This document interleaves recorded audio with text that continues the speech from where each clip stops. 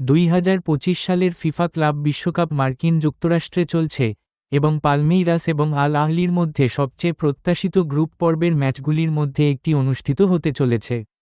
উভয় দল তাদের উদ্বোধনী ম্যাচ ড্র করার সাথে সাথে এই দ্বিতীয় রাউন্ডের খেলাটি গ্রুপ এ গঠনে নির্ণায়ক হতে পারে, যেখানে ইন্টার মিয়ামি এবং এফসি পোর্তোও রয়েছে। দক্ষিণ আমেরিকার প্রতিনিধিত্বকারী কনমেবলের শীর্ষস্থানীয় ক্লাবগুলির মধ্যে একটি হিসেবে পালমেইরাস তাদের প্রথম ম্যাচে প্রতিশ্রুতিশীল খেলেছে, কিন্তু ফিনিশিংয়ে তাদের অভাব ছিল। কোচ আবেল ফেরেরার অধীনে ব্রাজিলিয়ান দলটি উলম্ব এবং উদ্যমী ফুটবল স্টাইল খেলে। উদীয়মান তারকা এস্তেভাও উইলিয়ান এবং ফরোয়ার্ড রনি আক্রমণের নেতৃত্ব দেন, অন্যদিকে অধিনায়ক গুস্তাভো গোমেজ প্রতিরক্ষার দায়িত্ব পালন করেন।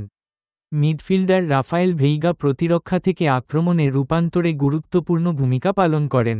গ্রুপ পর্বে মাত্র 2টি ম্যাচ বাকি থাকায় যোগ্যতা অর্জনের সম্ভাবনা বাড়ানোর জন্য পালমেইরাসকে একটি জয়ের প্রয়োজন।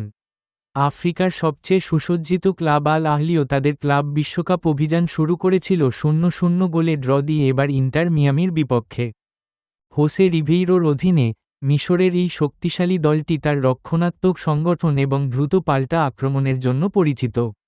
অভিজ্ঞ গোলরক্ষক মোহাম্মদ এল সেনাউই পিছনে স্থিতিশীলতা আনেন, অন্যদিকে ওয়েসাম আবু আলী এবং মারওয়ান আত্তিয়া আক্রমণে হুমকি হিসেবে কাজ করেন।